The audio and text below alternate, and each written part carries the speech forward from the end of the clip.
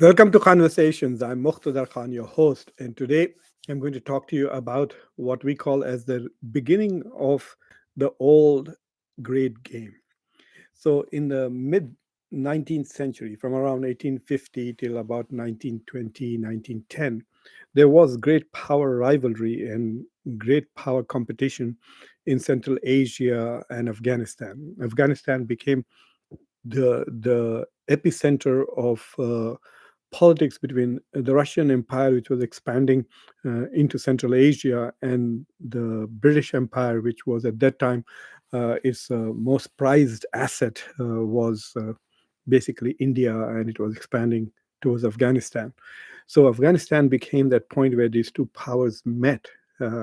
These two expanding powers, especially in 1850s, the British basically took over formally of India from 1857. So the British government ruled India for 90 years, and before that, India was ruled by a private company called East India Company for about 100 years.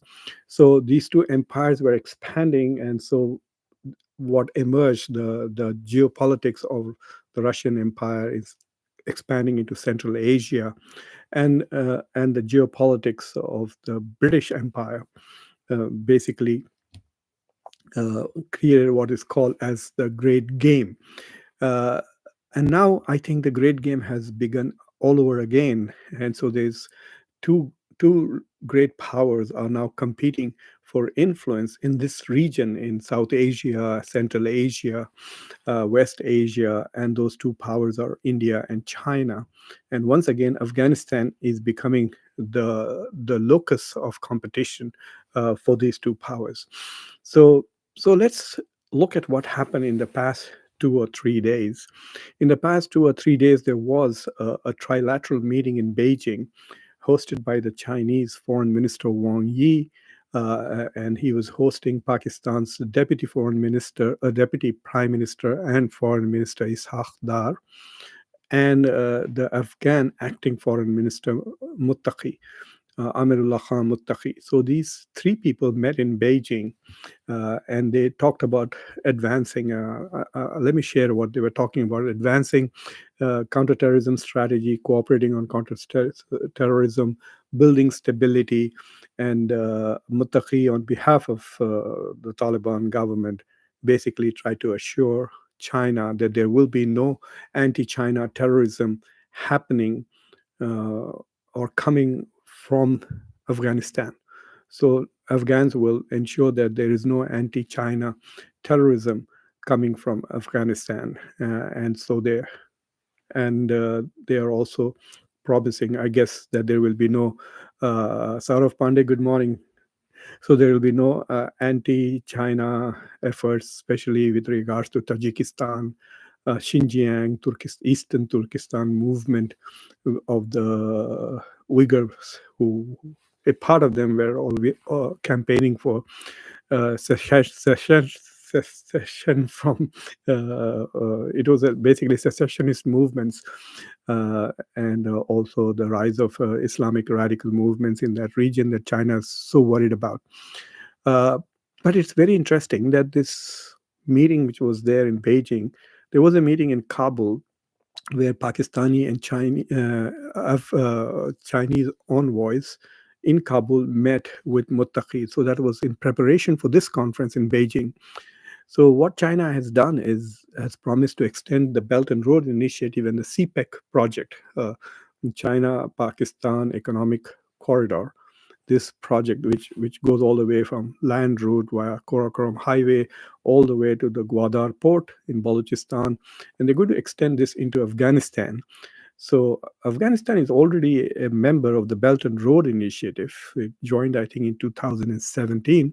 So China is going to extend, deepen, and expand the BRI initiative into Afghanistan. So that is the goal of this whole meeting, is to try and stabilize the region. See, you cannot have trade and you cannot have economic development if there is insurgencies, rebellions, terrorism, political strife going on. China needs these countries to stabilize so China can invest and then make profit from that investment. The whole idea is not to invest. The idea is to invest and let your investments grow and then profit from that. So China wants these countries to stabilize. So it has been working on it. It is ironic that during Operation Sindoor, the India got the most. So what I plan to do really right now is, Walaikum Salam Hassan Ali, is I'll speak for about 10-15 minutes about the great new game that has emerged. And I will then take your questions and your answers, and we can talk for about as long as you're interested. And I do want to tell you that the channel now accepts smart. Uh, so if you want to have what we call super chats and super thanks, you're welcome to provide them.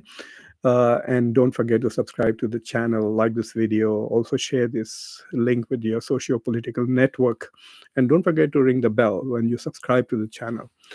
So the meeting was very interesting. They also had a bilateral meeting between Isakhdar, the Pakistani foreign minister, with Muttaqi, who is the acting foreign minister of Afghanistan.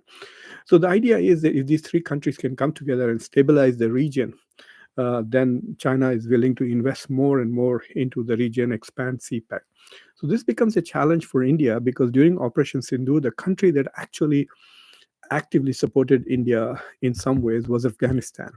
India did not get any support from its so-called great friends, America, Europe, or Japan. Uh, but Afghanistan, the foreign minister spoke with Dr. Jaishankar, and then the defense person, apparently the person who's in charge of defense in Afghanistan, the Taliban guy, actually made a secret visit to Washington, to Delhi during that period. So in that sense, India's best friend now in South Asia is the Taliban. It's ironic, isn't it? The Hindu nationalist government that hates so-called radical Islam. They always try to say the biggest danger to the world is radical Islam, and one of the biggest radical Islamic groups is the Taliban in Afghanistan. So India's best friend in its entire South Asia these days is the Taliban. But if China is able to invest in Afghanistan, stabilize it, then it will peel away South Asian countries from India. Already, China is a bigger investor in nearly every South Asian country than India. Even in Sri Lanka, with which India has improved its relations, China has more investments and therefore more leverage in Sri Lanka. Bangladesh has now turned against India. Bangladesh was the best friend.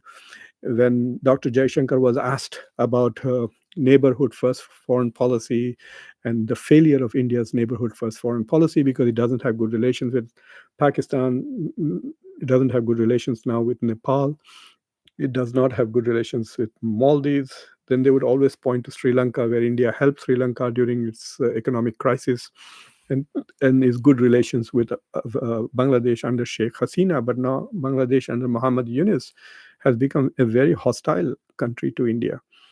So Taliban are the only friends of India in South Asia now. Even Bhutan, if you look at what happened during Operation Sindhu, none of the South Asian countries came out and stood with India against Pakistan. Not one country in South Asia, Maldives, Sri Lanka, Bangladesh, Bhutan, Nepal, they did not condemn Pakistan for what happened in Pahalgam.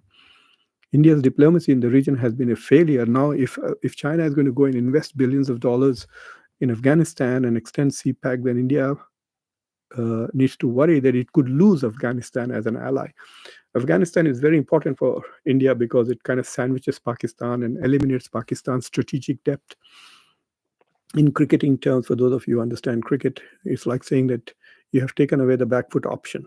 With Afghanistan being an ally of India, Pakistan does not have a back foot when it's batting, so it'll have to stay in the crease, either it comes forward. So that's an important achievement for India from a strategic point of view. But now, if China becomes an ally, China has proven during Operation Sindhu that it is a very good friend of Pakistan. China has started giving a lot of, shall we say, proved that it is a true weather friend, provided military technology, provided satellite data, intelligence, real-time intelligence to people during this conflict. So if you are a country in the global south and you're looking at how the US treated India and how China treated Pakistan, who would you want your friend to be right now? Uh, I mean, I'm very disappointed with my country's role in this whole. I think Donald Trump was unfair in treating basically India and China on the same level, India and Pakistan on the same level. They call it hyphenation now. On one hand, India, on the other hand, Pakistan. And it's continuing to do so. He did that again today and did not stand with India. Yes, they did condemn terrorism after Pahalgam, but when Operation Sindoor started, India was alone.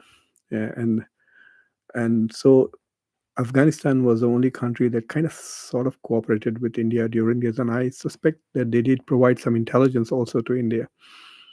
I don't have any concrete proof, but yes, I suspect that the Taliban are working with India on that level. But then this conference happens in Beijing. It kind of came as a surprise. I did not anticipate that. So the question really is, what is Afghanistan trying to do? I can understand that the Chinese are worried about their investments in Pakistan because the terrorist attacks uh, taking place from across the border. So there are four questions that pop up. So let me read out to you what what actually came out of the conference, and then I have four geopolitical questions, and I will take all your questions and be happy to answer them. So this is what they came out of the conference. The countries emphasized joint commitments to counterterrorism, development, extending China's Belt and Road Initiative to include Afghanistan. According to their statement, central to this effort is a proposed extension of the China Pakistan Economic Corridor. The CPEC will be extended into Afghanistan. They agreed to deepen Belt and Road Initiative and extend the CPEC into Afghanistan. This meeting is followed a similar meeting, which was a three-way dialogue in Kabul last month, where Pakistani and Chinese envoys met with Muttaqi to prepare for this meeting. And then they are planning to have a much more formal meeting very soon in Kabul. So that is what came out of the Beijing trilateral summit. But an interesting thing that happened was that Ishaq Dar had a one-on-one meeting with Muttaqi. And then the four questions that really come out of this meeting is, what is going to be the impact of this trilateral cooperation on India-Afghan relations? Number one. Number two, does it also show that China is now all over India and South Asia? Number three, uh, will this lead to this Chinese promise of investments? Will it lead to stabilization in the region? That is the question, because China is not going to make profit unless there's stability.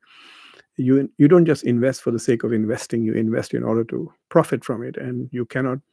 I mean, your investments will just lie dead if there's political turmoil where you're making investments. It's like saying you're opening a shopping mall in the city and the city is constantly under curfew.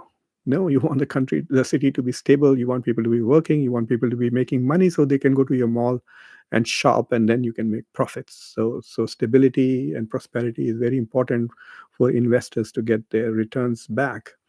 And then the question, of course, is that will this inclusion of Afghanistan really increase the effectiveness and the promise of CPEC, which even though China has invested, they say, close to $60 billion in Pakistan, there doesn't seem to be much profit coming out of it.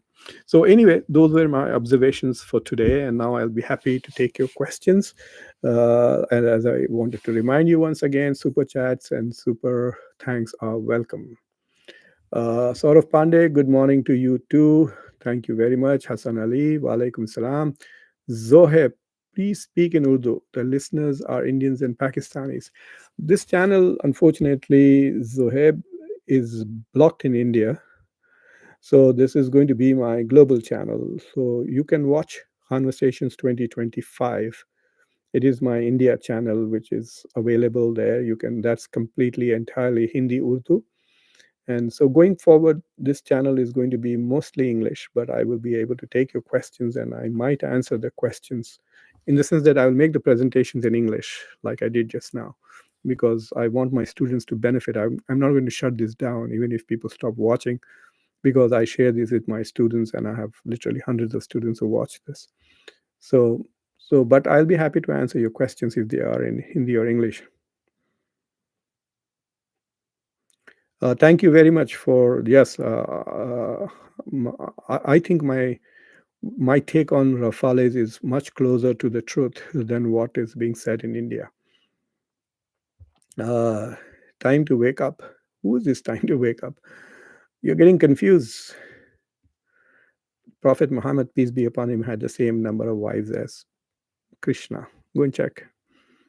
Hassan Ali, sir, do you really believe that Afghanistan stands with India and the recent terror attacks in Balochistan by India supported BLA? So I don't think that India's role in terrorism inside Pakistan is very similar to Pakistan's role in terrorism in India. Pakistan is very active. It created these units, trained them, supported them, funded them, all these things for the last 20, 25 years. But it may have stopped now, as some people claim, but nevertheless, the infrastructure exists. There is no anti Pakistan terrorist infrastructure in India. There are no terrorist training camps for Baloch or anybody else in India. So India's, shall we say, India is not tainted by terrorism the way Pakistan is. You still have Hafiz al-Assad going around with police and security provided by the Pakistanis. Hafiz al-Assad is wanted terrorist internationally. The same with Jaish-e-Mohammed people. So Pakistan's reputation is in tatters. India, as many Indian people in power do brag that they do provide support to the Baloch liberation movement. I suspect it is more in terms of political advice and money rather than Indian. There are no Indians in the Baloch movement. Like in Pahalgam, they said of the four terrorists, two were Pakistanis and two were Indians. So it's not the same, but you can say that India is playing the same game of destabilizing Pakistan, as Pakistan is trying to destabilize India. And India's efforts are in retaliation for what Pakistan has been doing in India since the late 1980s. The insurgency in Kashmir started in 86, 87. Since then. Uh, uh, Time to wake up. Who is this here? Uh, this is one of those true Sanatani Vishwa Guru type of people. Okay. Uh, you should go and Google Dev Dasis here. You seem to be interested in things like that. Jahan Zev, sir, why Donald Trump insults head of states in White House? Yes, I mean, that is so disgraceful. Nobody is going to come anymore to visit Donald Trump in the White House if he continues to insult. I mean, he insulted Zelensky. He had a very tough exchange with Carney from Canada. Starmer handled him well. Macron handled him well. But after Zelensky, this is again a second person who tried to humiliate. But I don't know why South Africa's President Ramaphosa, why he came to because he needs money. See, that's the problem. Beggars can't be choosers, and then if you are a beggar, then Trump will treat you like a beggar. And I'm sorry to say that it's very crass by Donald Trump, very cheap and undignified. But apparently, there are some of his supporters who seem to like this, and so he's doing this. There's no shortage of talent or money in India. Still, India cannot develop its own fighter engine. I don't know, like the fact that India is not able to develop its own fighter jet engine shows that there is no talent, and it doesn't invest in research. Show me how many grants has India given to engineering colleges all across the universities in India to promote uh, engineering, jet engines technology. Go and look for it. I did engineering in India, and let me tell you, nobody took aeronautical engineering seriously at all. Everyone wants to be computer science or electronics. And then, it's like when I was going into engineering, computer science had just started a year or two after I was in engineering. So, for example, my sister, when she went for engineering, computer science was number one. She chose that. Number one was when I went, electronics was number one, ECE. So I chose ECE, then mechanical, then civil engineering. And then below that, chemical engineering and stuff like that. Even though here in the US, chemical engineering is very important because it affects material sciences. And so India needs to invest in research. If they don't invest in research, then you cannot develop.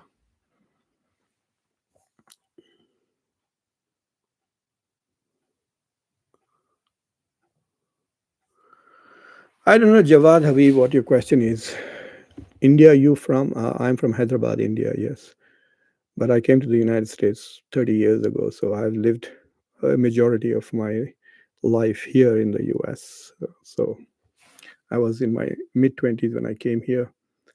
Why Pakistan doesn't focus on democracy to help for India to grow up and other neighbors as well? Well, India also has to work on its democracy. Democracy in India is declining. Freedom of speech is also declining. Pakistan is definitely not a democracy. It's a hybrid regime. But India claims to be not just a democracy, but also a mother of democracy. But there's judiciary is losing its freedom. Media has completely disappeared. It's become Godi media, they call it in India.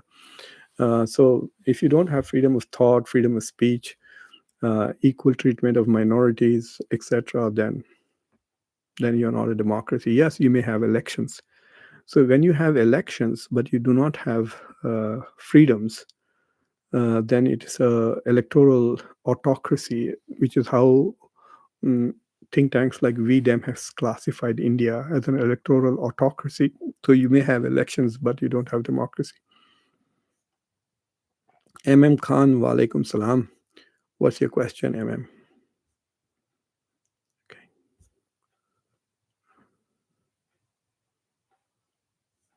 All right. So it looks as if there are no questions.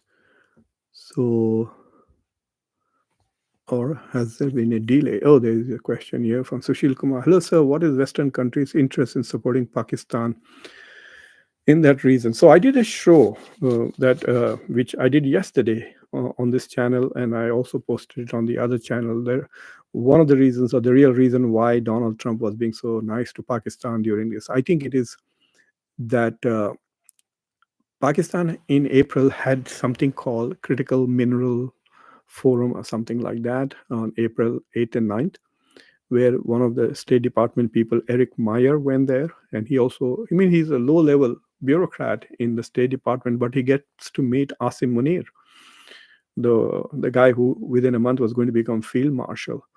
So he went there. So Donald Trump is very interested in making sure that China does not monopolize critical minerals like cobalt, nickel, lithium, because they're very important for solar batteries, for electric cars. In the future, we will have electric planes, all of that. So, lithium is very important, cobalt is very important, nickel is very important, rare earth elements, all of this. So, China right now has a very strong control of 60 to 70% on most of the things. That's why Donald Trump is so interested in getting Greenland and Canada, because these countries have a large mineral base. Uh, Canada is one of the biggest producers of oil also in the world. So Pakistan now in Balochistan and Gilgit-Baltistan has a lot of these minerals, and they can't take it out themselves. So the US wants to play a role in basically, so it wants to do in Pakistan with all of these rare elements what it did in Saudi Arabia in the 1930s for oil. So American companies will come, they'll have contracts, they will find the minerals, they will take out, they will keep a lot of it, they will share that with Pakistan. So because of that, I think Donald Trump is being nice to Pakistan. In the past, the US indulged Pakistan because of counterterrorism, and it needed Pakistan while it was occupying Afghanistan. Now, the new reason for the United States to be nice to Pakistan is its rare earth elements. And so Trump is being nice. I mean, the Ukraine deal is also about rare earth minerals in Ukraine. Uh, the Greenland is also about that. Canada is also about that. Now Pakistan. So the US is looking forward into the future and saying that we will not allow China to monopolize these critical minerals. And so I think if Pakistan really has, as they say, some put the estimate at $6 trillion worth of rare earth materials, but and with the gold and silver and other coal, etc., it comes to about $50 trillion worth of minerals which are now on the table from Pakistan. So if all of that is true, then I think the US Pakistan relations will be based on this new commercial. This is exactly what I think Pakistan's previous General Bajwa was saying, that we need to shift from geopolitics to geoeconomics. And that is what has happened. Siddha, Nick Sodhi, how are you, my old friend? Why they make Pakistan to keep a check on India? Why Pakistan don't want development? They are stupid. Pakistan, by allowing all these Islamic radical groups, they have destroyed their own country. 1960s, 1970s, Pakistan was considered as an Asian tiger, Nick. Now look at Pakistan. It's poorer than Bangladesh. It's one of the poorest countries in South Asia, which is one of the poorest regions in the world. So India's GDP per capita, Pakistan's GDP per capita, sorry, India, Bangladesh, Sri Lanka, Maldives, these four countries are richer than Pakistan.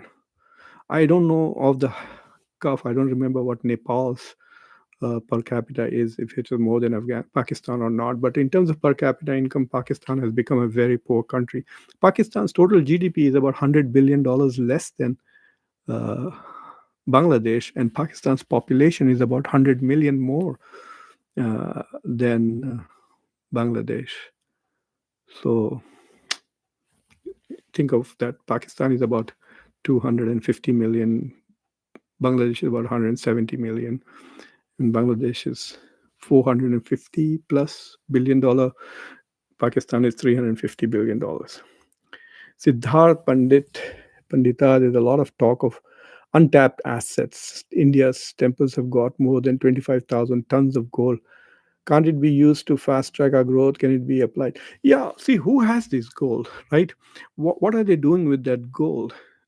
If they invest that gold, or see, look, India's growth rate is about 6.3%, but India is growing because of government investments. India needs private investments. They want people to invest. So this coal can be invested privately. The temples, if they have, thank you, Siddharth. Thank you very much. So if the private investors come in and invest, there are a lot of Indians who are investing abroad, buying apartments abroad, here in the US, etc. They should be investing in India. So you need more, two things that Indians need to do. They need to spend money and they need to invest money. And that goal can be an investment. I used to tell people that one of the difference between North Indians and South Indians is that when you go and see North Indians, they look very rich, especially the Punjabi culture. Uh, they are richer. They look richer than they actually are. And South Indians are, they look much poorer than they really are. You have to look at carefully, and then you'll see suddenly, oh my God, this woman is wearing a ton of gold, and they have lots of money stashed away. So yes, I think there are a lot of hidden resources in India which are not being invested. Like look at the Waqf board. I mean, the land they have not used it well at all. That the return on investment is so poor. So there are a lot of assets in India which are not being mobilized and invested properly. I agree with you entirely.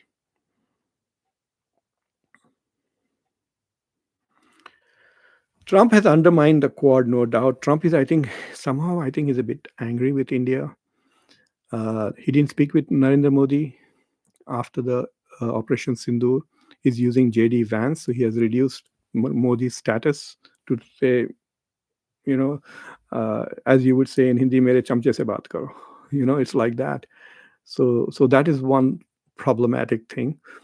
And uh, I don't know what is really going on because we are not privy to the trade details of the trade agreement which are going on. And I think that he has used geopolitics, his statements about Operation Sindoor to, I think, put pressure on India in the trade deal. And then he used the trade deal to put pressure on India for ceasefire. So he's playing like that. So he's pretty good at this kind of, short-term negotiations, etc. Uh, Gautam, I know who can. Uh, Let me show you something to Gautam. Okay, everybody talks about 2075, which is very important, right? So if you do this search for top 10 economies in 2075. This is the date when India is expected to overtake 25 largest economies by 20. This is a very famous report that was published by Goldman Sachs a couple of years ago. And so I'm going to show this to you. So, what is Gautam Bellari? So, Gautam or Nick, just let me tell me if you can see the web page that I'm trying to show. Okay, because then I wouldn't know. So this is the Goldman Sachs report. Okay, the 25 largest economies in the world by 2075, a forecast by Goldman Sachs. This is when India is going to overtake the US, inshallah. India is overtaking Japan this year, 2025. I think it has already overtaken it this week. So India is now the fourth biggest economy. It will overtake Germany by 2027 to become third, but in 2075, it will overtake the US to become the second. So this is the data. So you can see 2075 why it is critical. China will be number one with $57 trillion in 2075. India will be second at 52.5. Are you guys able to see this? Can somebody tell me hi? Can you see what I'm showing? It's a black screen. Oh, it's a black screen. So I'm going to black screen. Why is it black?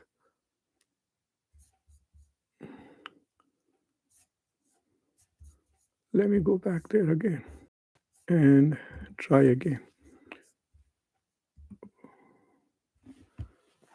Oh, wow.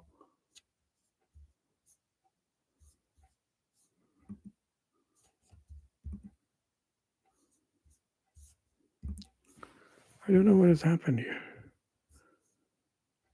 Okay, let me try again.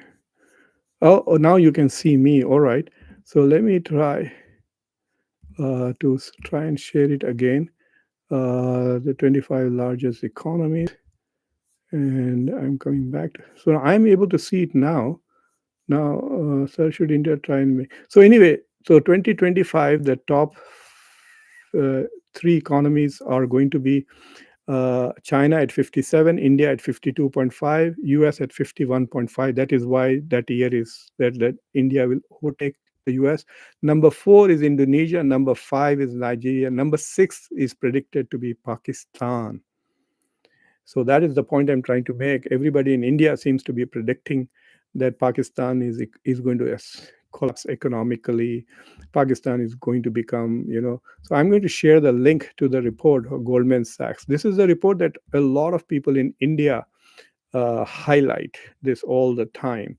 So you can see this. Here is the link. I'm sharing it here, so you can look at that link for your own benefit. So according to that, Pakistan is going to be the sixth biggest economy, Egypt the seventh. 75 years is a long way. It's 50 years from now. Uh, None of us will be around here. Some of you might be, those of you who are in their 20s and 30s. But the predictions are that that is what is going to happen in the next 50 years. So this prediction that Pakistan is going to break up, collapse, at least Goldman Sachs does not think so, which means that their long-term investment strategy. So if you are planning investments 10, 15, 20 years ahead, then you're looking at this report and saying, okay, which are the countries where we need to. So they are looking at Egypt much more seriously. Brazil will be 8, Germany will become 9, Mexico will become 10th, and another surprise will be Philippines, which will be at the 14th, and Bangladesh at the 16th. So Bangladesh will become a $6 trillion economy, they are saying. So Bangladesh will become nearly uh, 20 times more, but Pakistan is expected to become the sixth biggest economy by 2075. India will be the second biggest. So those are the, at least Goldman Sachs predictions. I don't know what their predictions will be today. Yes, Jess, any good economic forecast should also take into account not just geopolitics, but also environmental issues.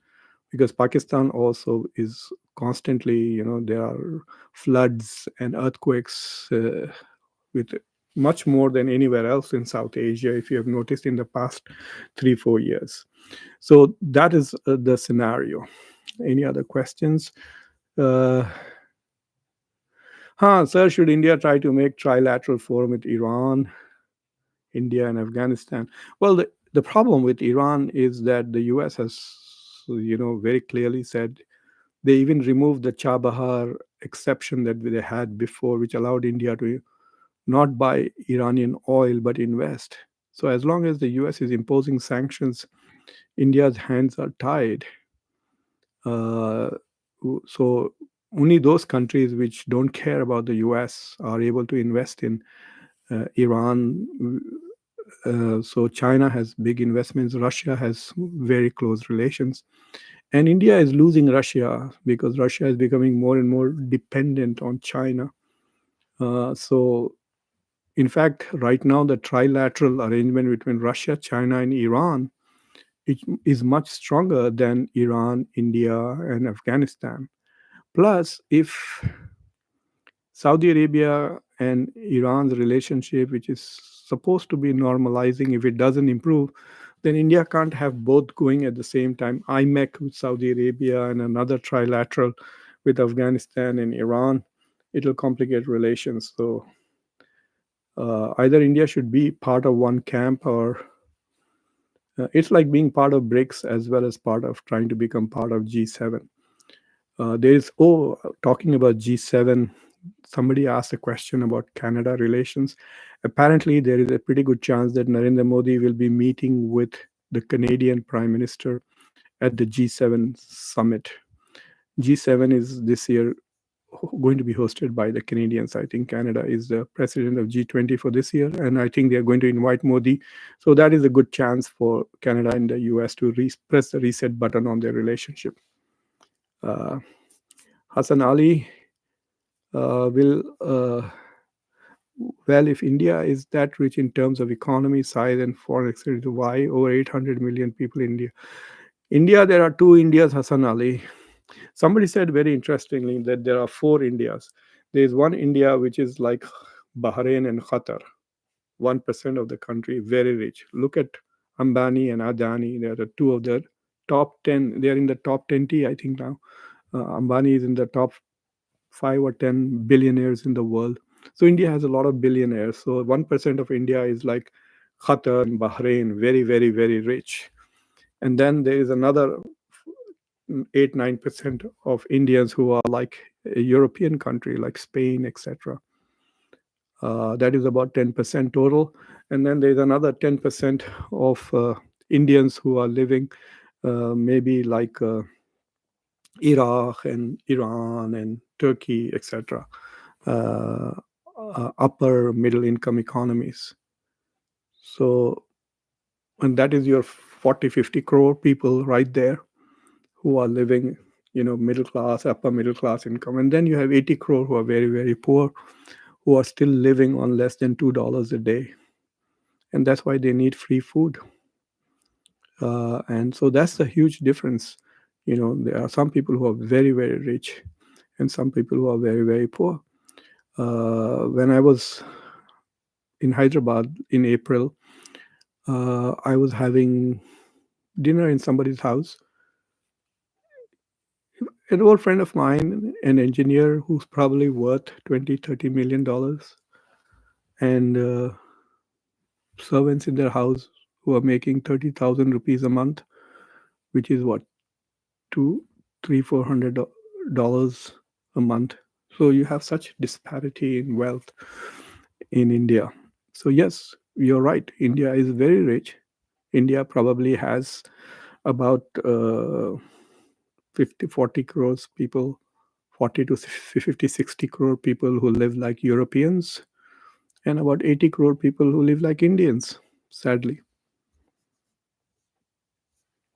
Aditya Shankdar, Russia has a lot of natural resources, big military power, and then it becomes a subordinate state of China like Pakistan and North Korea.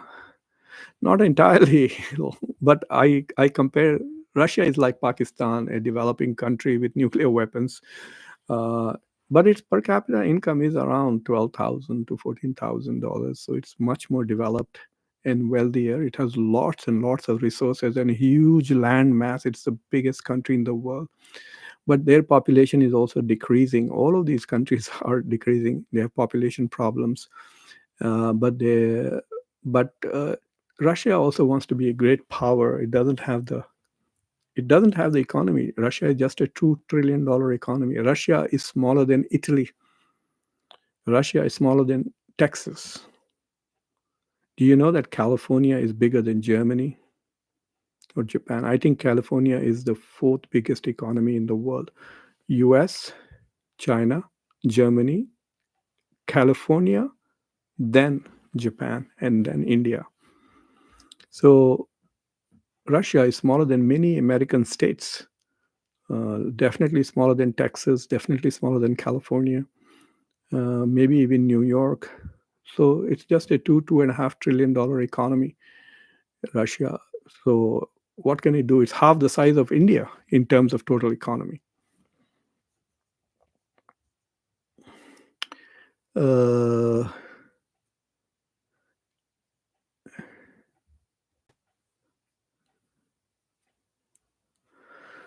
I don't know, Siddharth, about middle class. Uh, a part of my family is a bit poor, and I spoke with them about whether they were getting. So they said, no, we are not that poor to get free food, but they are getting other Labharti programs, free bus travel, I think. In Maharashtra, they are getting about 1,500 rupees a month if you are a woman, a poor woman. So some of my relatives are getting that money, but nobody's getting free food. You have to be really poor to get free food. So these people who are my relatives, well, they have a motorcycle, they have smartphones, they don't have their own homes, they are renting, and so they're probably living in 30 to 40,000 rupee range per month. So they get some benefits, but they don't get food. I think in order to get food, you have to have technically 15,000 rupees or 20,000 or less than that, or the number of people in your house. But there's also a lot of corruption in India, so I won't be surprised. But it would be, I mean, for all the talk of nationalism, if you're reasonably well off and you're still taking free fruit from your country, that means you're stealing from your country. Uh, oh, yes. There is a very interesting map, Hassan, about how a large part of India, especially the northern part, UP, Bihar, uh, some parts of Madhya Pradesh and Rajasthan, these parts are so poor that they are poorer than sub-Saharan Africa. They are poorer than sub-Saharan Africa. So certain states are very well off, like all the southern states, Telangana, Tamil Nadu, Kerala, and uh, Andhra Pradesh are reasonably okay. Maharashtra is fine. Gujarat obviously is doing well. Haryana in the north, Delhi in the north, Sikkim and Goa, these are reasonably well off states. In fact, Sikkim's per capita and Goa's per capita is about $9,000. Sikkim is over $7,000 per year. So they are pretty well off countries, richer than Iraq, for example. Sikkim is richer than Iraq, whereas Telangana and others are about $5,000, whereas Bihar is $800. Like Afghanistan, it's really poor. UP is $1,200 per capita. So yes, there is poverty in India, no doubt about it. Plus, there are no more jobs. India is struggling to create jobs.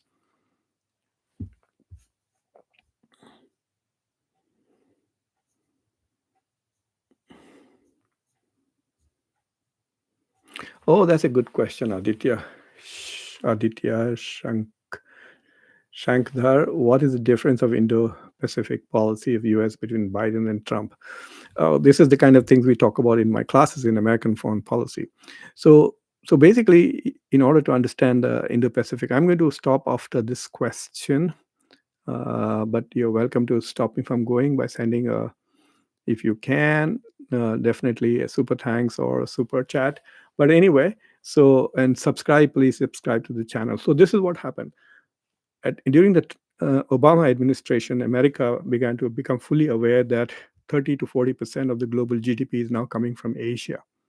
Okay, look, the entire GDP of Europe is $20 trillion. The entire GDP of just China is 20. So if you look at the top 5 economies in the world, Germany and US are in the West, but China, Japan, and India are in Asia.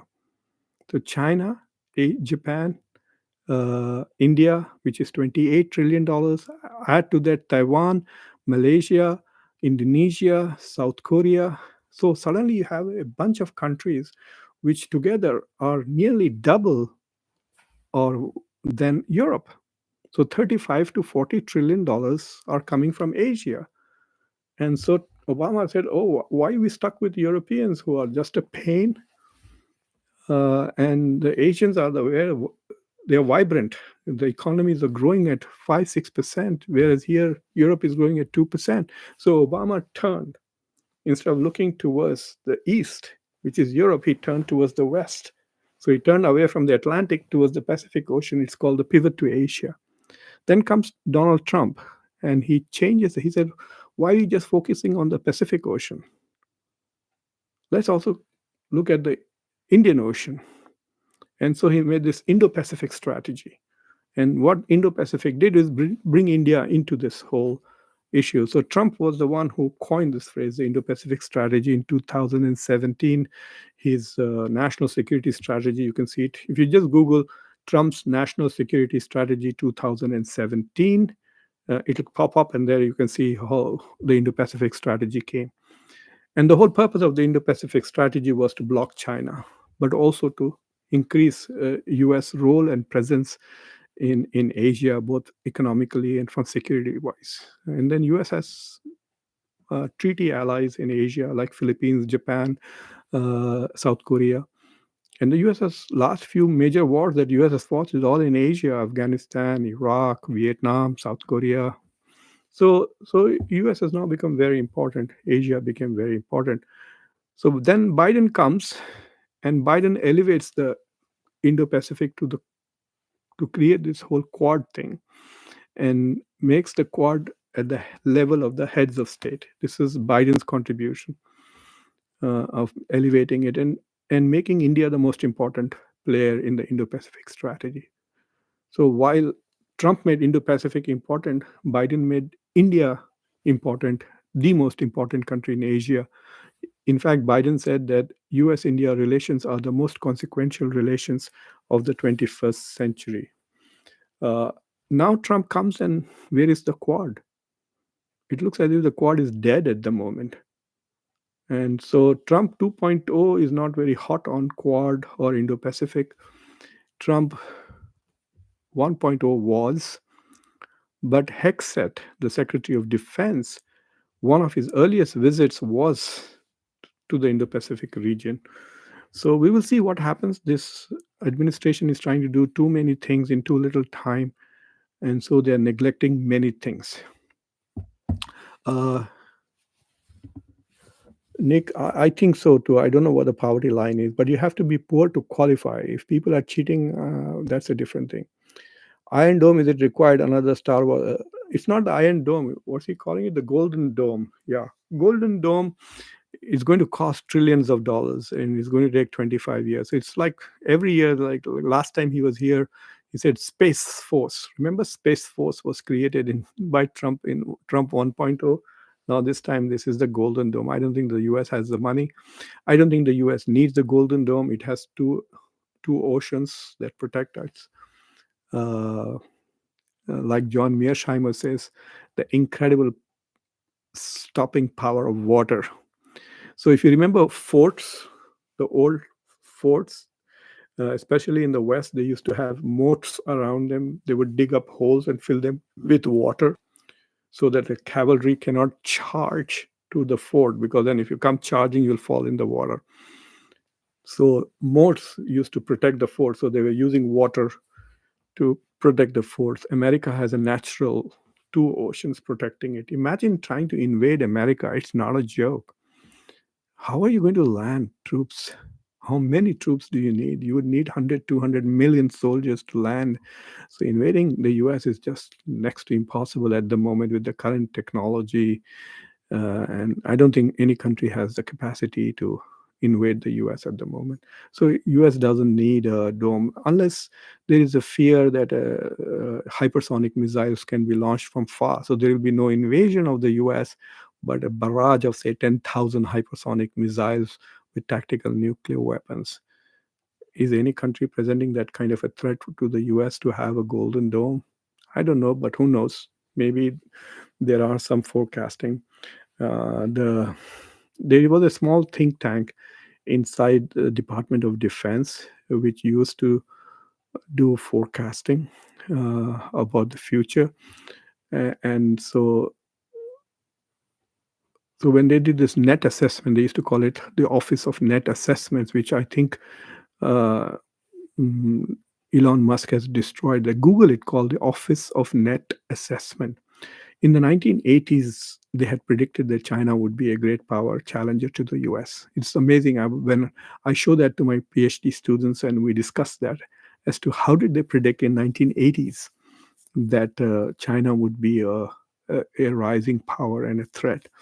So some of the predictions about the future is one prediction is about Turkey also, that Turkey will become a great power, and Crimea, which Russia and Ukraine are fighting over, will actually belong to Turkey in less than 50 years. So there are a lot of these techniques, and maybe they have predicted that there could be an attack on the US, not by invasion, that is ships and people, but through hypersonic missiles and that. So maybe we need a golden dome.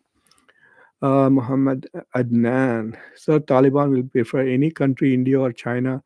My home is just 2 kilometers away, located from Pak Afghan border, and currently pursuing IR in Lahore. Oh, great. Lahore, where are you at Lumps? And will prefer any country, India or basically you're saying that Afghanistan will go with those countries who will recognize them and provide them with some benefit. I don't blame them. They have suffered a lot. Uh, I'm an ethnic Afghan. I'm a Pathan myself, Muqtedar Khan. I've never been to Afghanistan. When we were young, my brother and I had decided that before the age of 40, we will go to Afghanistan and play the game Buzkashi. I wanted to play Buzkashi, but when I reached 40, that was the time when the United States invaded Afghanistan, and so I have not gone to Afghanistan. I'm hoping that before I die, I get to go to Afghanistan and see the land of my forefathers. Uh, Hassan Ali, yes, you're right. India, China, even many hope Pakistan can grow. भाई तू अपनी science अपने पास रख. Okay, you are here, भाई. Dr. Saab, come to Australia someday. I want to come to Australia definitely. Inshallah, in the next 2 to 3 years. I have some very good friends there. And a few years ago, an Australian university tried to recruit me. And I like the way they tried. They said, Dr. Khan, you should come to Australia. It's like America with cricket. So you know how cricketers are. Even at the age of 50, I was dreaming that by some magic, India will call me and say, "Yeah, we need you to play for India today." Yeah, and I would get to play while being an American citizen for it. Now I have become more realistic and cynical. I'll be happy to play for Melbourne University. But yes, I have to. It's one of the get to do. In fact, this year, I promised my wife, and we did do the checklist. We did Spain, we did Italy in the last 1 year, we did Brazil. So yes, there are 3 4 countries we have to see: Japan and Australia. The flights are too long, that's all, but so anyway, we'll do it. Hanuman Verma, India, China, Pakistan, Bangladesh. Yeah, but there are too much of religion politics in South Asia. Everybody needs to chill. All this Islamic fundamentalism in Pakistan, Bangladesh, the Hindu nationalism, all of that has to calm down. And people need to focus on 2 things. Paisa banao, enjoy yourself. You want to pray, go pray.